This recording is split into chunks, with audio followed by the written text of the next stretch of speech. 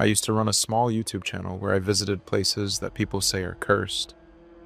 It pays for trips and cheap hotels, nothing big, just enough to keep moving. 3 weeks ago, I was in Japan with my friends Ryan, Cole, and Marcus. We were on vacation, but we always looked for something we could turn into content.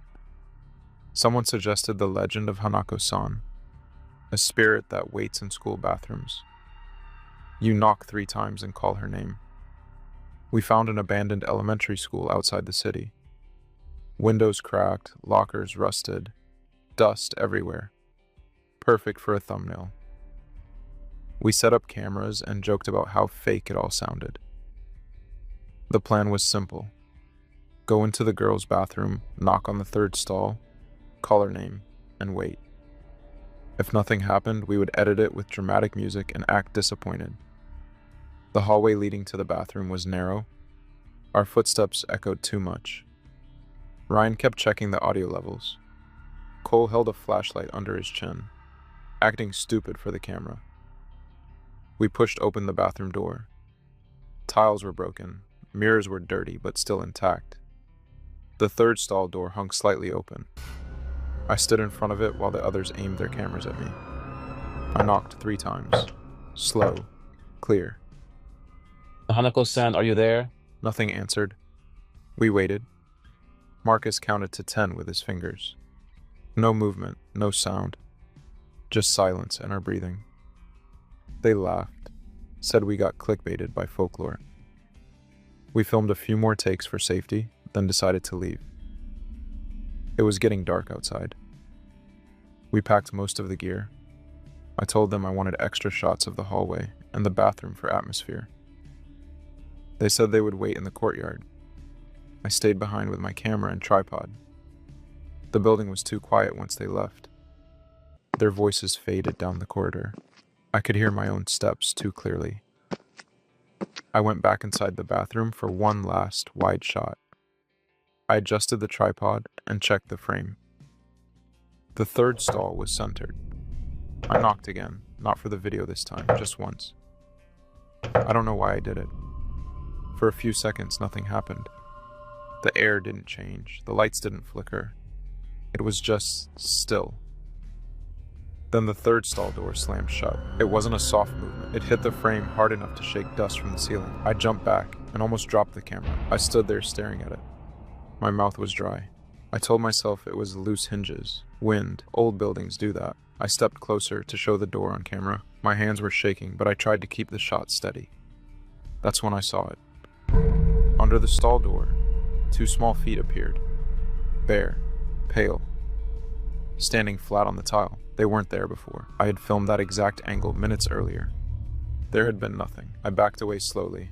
My heel slipped on dust, and I hit the sink behind me. The impact hurt my spine. Guys, stop messing around. My voice echoed too loud. No one answered. The feet didn't move. They just stayed there, facing forward. I turned and ran for the exit. The bathroom door slammed shut in front of me before I reached it. The sound was sharp and final.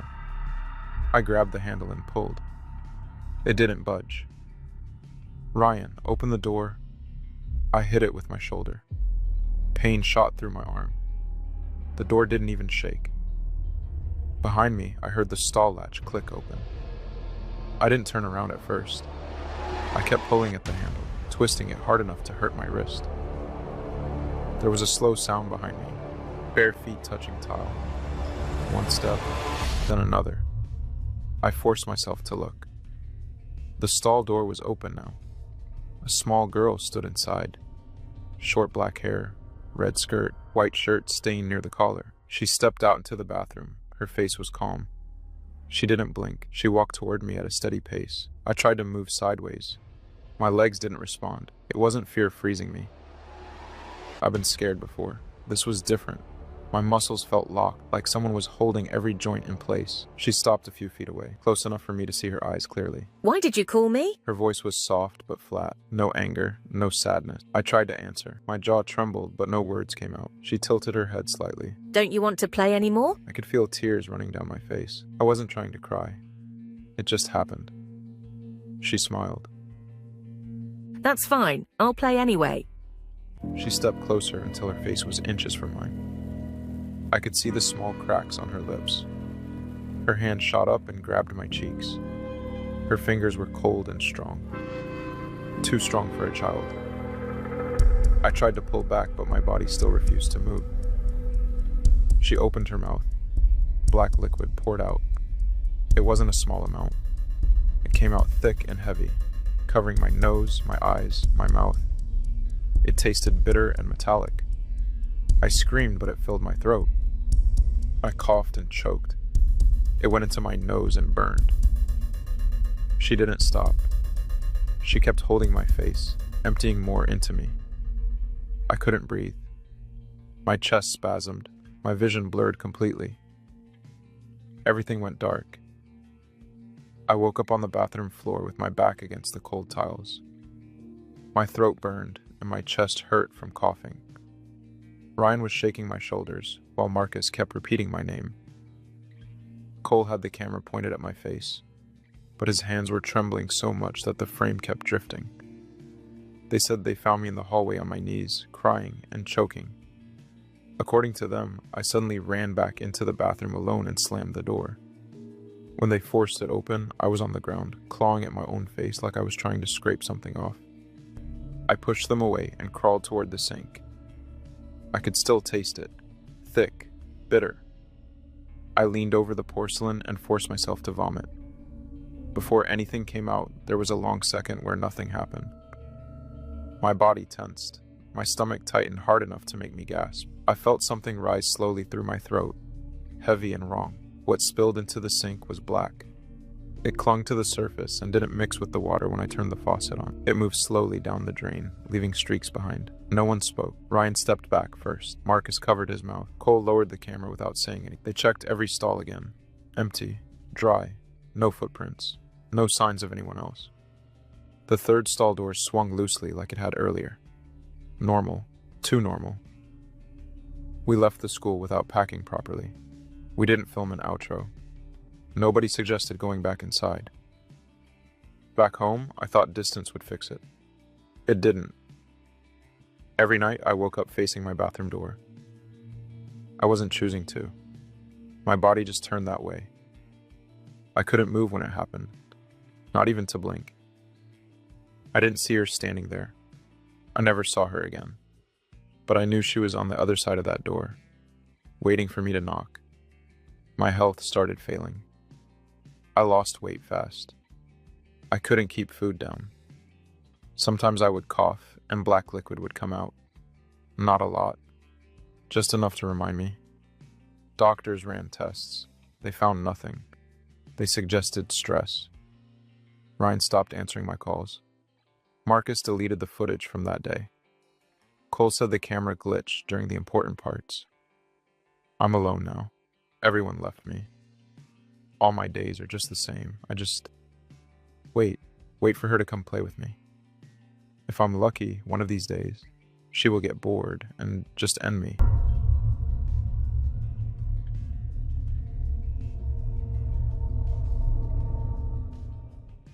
If you think a rental girlfriend only deals with awkward dinners and fake anniversaries, you have no idea how fast the line between acting and danger can disappear.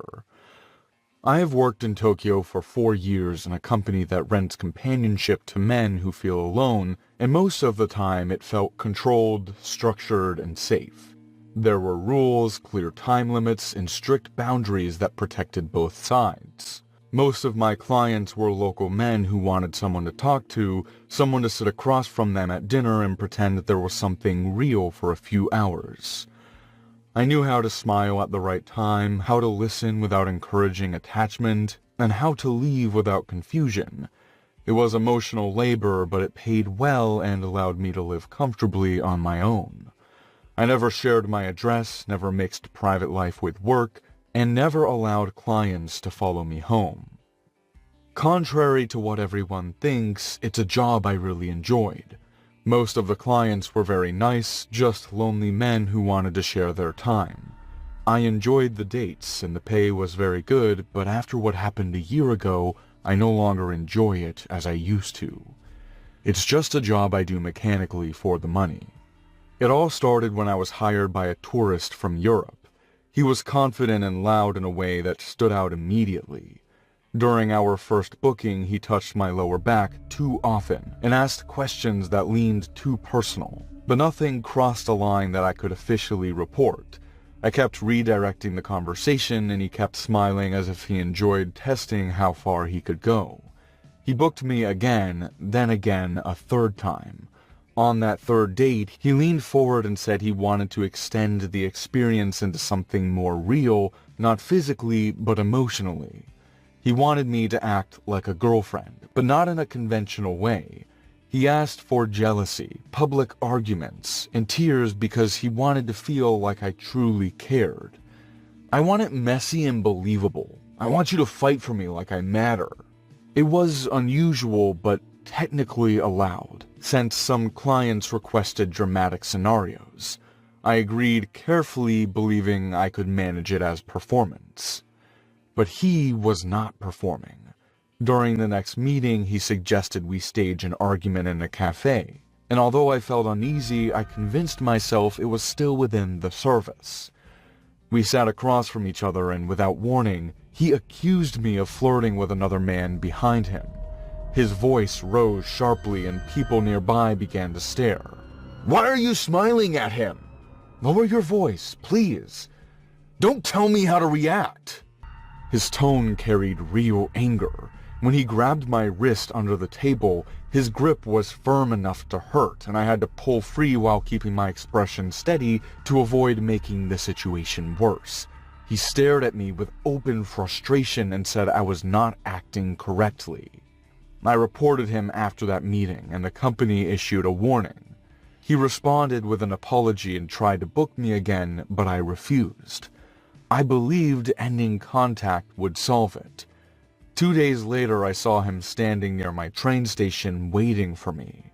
I had never told him where I lived, and the fact that he found that location made my body tense in a way I could not hide. "You are no longer my client and you need to leave. Couples meet outside of work, right?" When I told him I would report him as unwanted contact, his expression shifted from charm to irritation instantly, and he left.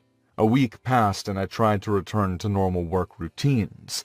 Then during a booking at a shopping center, I heard his voice behind me while I was speaking with another client. The sound made my heart race because I knew immediately who it was. He approached us without hesitation. "So this is how you replace me? You are mistaken and you must leave." Security escorted him out, but he never raised his voice or struggled. He kept staring at me while being led away as if memorizing my reaction. That night I checked my lock several times and went to bed later than usual. I left a lamp on because total darkness felt unbearable. I told myself I was safe and that he would return to his country soon. During the night I woke up because something warm moved slowly across my foot. At first I assumed it was part of a dream, but the sensation continued deliberate and wet, and that forced my eyes fully open. He was crouched at the end of my bed, holding my ankles while dragging his tongue along the sole of my foot.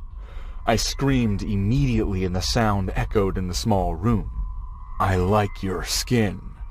Get out of my apartment right now! I'm going to call the police!"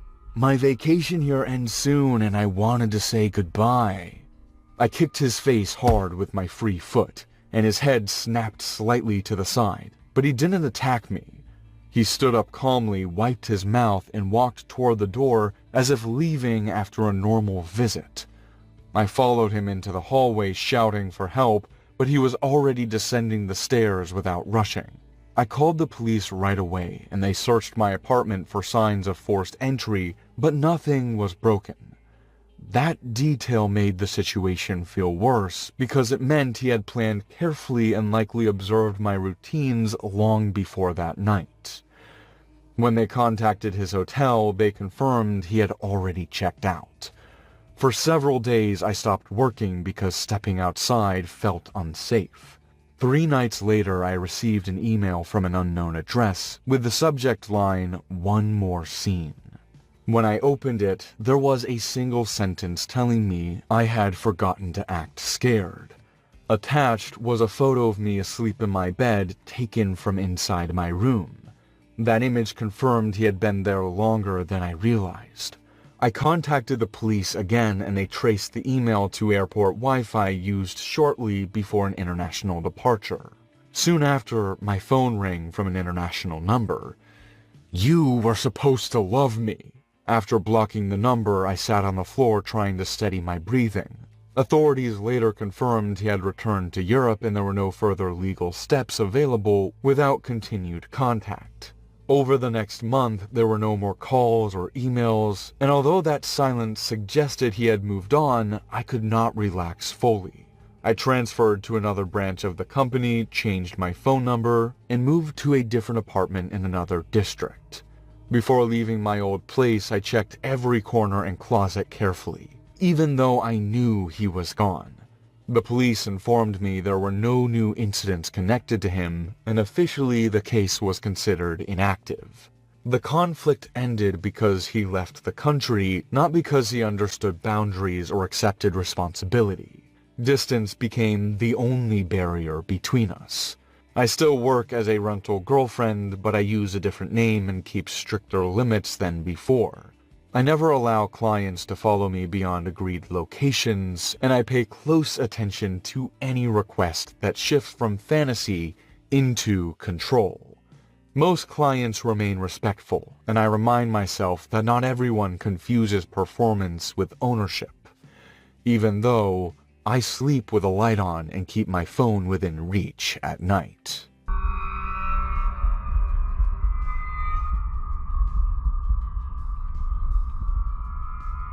Hello, my name is Ren. I was 26 when this happened. I drove a taxi in Saitama, night shift mostly, because the money was better and I didn't talk much anyway.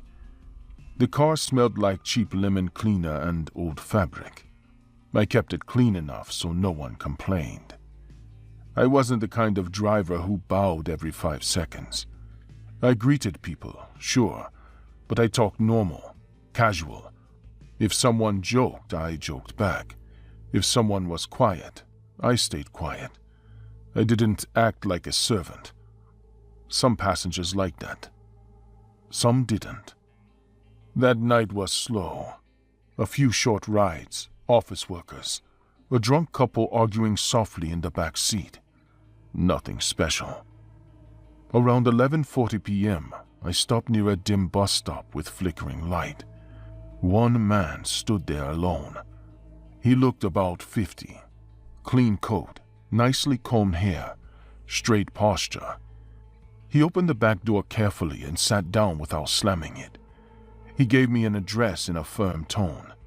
I nodded and repeated it back. We drove for about 5 minutes without speaking. The road was mostly empty. I checked the mirror once and caught him staring at the back of my head. I tried to lighten the mood. I said traffic was decent tonight. He didn't answer. I laughed softly and said that was rare. Still nothing. Just silence. Then he corrected the way I pronounced the district name. Not loudly, just precise. I said, "Yeah, got it, thanks," and kept driving. I didn't bow my head. I didn't change my tone. The car felt smaller after that. The quiet stretched too long. His breathing sounded controlled, but heavy. I kept my hands on the wheel and focused on the road. Before anything escalated, there was a pause that lasted maybe 10 seconds. No traffic, no pedestrians. Just the low sound of the engine and his breathing behind me. My grip tightened on the steering wheel without me noticing. He leaned forward slightly. His voice came out sharp. "Young people don't understand respect anymore." I glanced in the mirror and gave a small shrug. I said I didn't mean any disrespect, just talking normal. He leaned closer, his face now visible over my shoulder. Normal. This is not normal. You address elders properly. I apologized again. Calm voice. I kept my eyes on the road. He kept going. He talked about discipline, about tradition, about how drivers used to bow and keep their heads down. His tone kept rising. We stopped at a red light. He continued speaking without pause. He said my generation was lazy and arrogant, that I lacked basic manners. I felt my jaw tighten. There was another long pause before I spoke again. The light stayed red. No other cars around. My heart was beating faster now. I said if he wasn't comfortable, I could stop the ride here. He went silent. Then he laughed once, short and dry. You think you can dismiss me? I felt heat in my face. I told him calmly that I didn't want any problems. If he felt disrespected, it was better to end it. He leaned back slowly.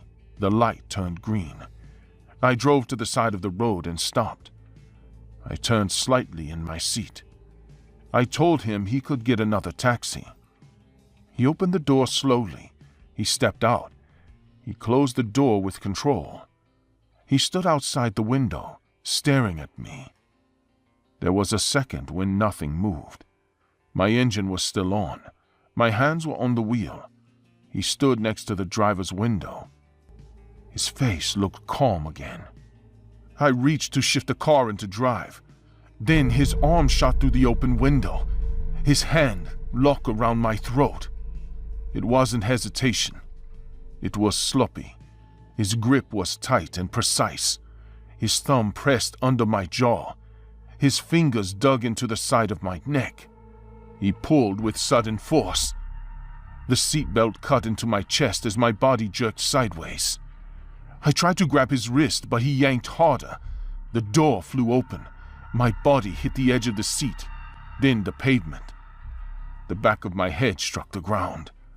I heard a sharp crack in my ear. Before I could roll away, he stepped in close and punched me directly in the face. The first punch hit my nose. I felt the cartilage bend. Warm blood filled my mouth instantly. I tried to crawl backward, but he grabbed my collar and dragged me upright. He punched me again, this time under my eye. My vision blurred on the right side. People across the street stopped walking, but no one moved closer. I tried to stand. My legs shook. I pushed at his chest. He didn't budge. He drove his fist into my stomach. All the air left my body. I folded forward. He kneed me in the face. I dropped again. My ears rang. I tasted blood and something metallic. I tried to roll toward the taxi. There was a short pause. I heard footsteps approaching fast. He grabbed my hair and pulled me up. His voice was steady. You will learn some respect, kid. He slammed my face into the side of the taxi door. My cheek split open against the metal edge. I screamed without meaning to. For a few seconds, I lay on my side trying to breathe. My right eye was almost shut. My nose wouldn't stop bleeding. My ribs hurt when I inhaled. I forced myself onto my knees. I had to move. I couldn't stay down. I staggered toward the sidewalk. My right leg didn't respond properly. I limped hard, dragging it slightly. I heard his footsteps behind me. He didn't rush. He walked. I tried to pick up speed, but my vision kept flashing white. I turned around and saw him 5 steps away. I raised my arms when he reached me. He slapped them aside easily. His fist crashed into my left cheek. My head snapped sideways. I swung blindly. My knuckles grazed his coat. It did nothing. He grabbed my shoulder and shoved me against a metal fence. The impact rattled my teeth. He drove his elbow into my ribs. I felt something shift painfully. I slid down the fence and landed sitting. Before I could stand, his foot kicked my jaw. My head hit the ground again. People were watching from a distance. A couple stood frozen near a vending machine. A man held his phone but didn't step closer. He kicked me in the stomach, then again in my thigh.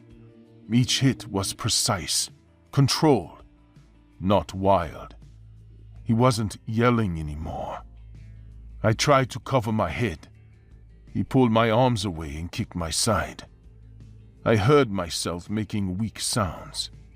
I hated it. He crouched down and grabbed my collar again. He punched me twice in the face at close range. I felt my tooth crack. My body felt useless and heavy. I tried to crawl again. He stood and kicked my back. I flattened onto the pavement. There was another pause. I heard sirens in the distance. He stopped moving. The sirens grew louder. Blue and red lights flashed across the buildings. He stepped back from me and straightened his coat. 2 police officers ran toward us. One knelt beside me. The other faced him. They asked what happened. He answered calmly. He just said I insulted him. That was it. No shouting, no panic. Just that. The officer looked at me. I tried to speak, but blood filled my mouth. I couldn't form a sentence. The other officer glanced between us. They didn't grab him. They didn't push him to the ground. They told him to wait. He adjusted his sleeves. An ambulance arrived. Paramedics lifted me carefully onto a stretcher. My vision faded in and out. As they loaded me inside, I saw him standing under the streetlight, hands at his sides, face blank, watching. He didn't look angry anymore. He looked bored. I spent 3 weeks in the hospital. Broken nose, 2 cracked ribs, concussion, 3 teeth damaged. My jaw needed stitches inside my mouth. The police came once to take a statement. They told me the man claimed self-defense, said I had pushed him first. There were no clear camera angles. The witnesses didn't want involvement. He wasn't arrested. After I was discharged, I went back to the taxi company office to return my uniform. I couldn't sit behind the wheel without shaking. Every time a middle-aged man stood near the curb, my throat tightened. I kept seeing that hand coming through the window. I quit driving. I work at a warehouse now. No passengers. No small talk. Just boxes and silence.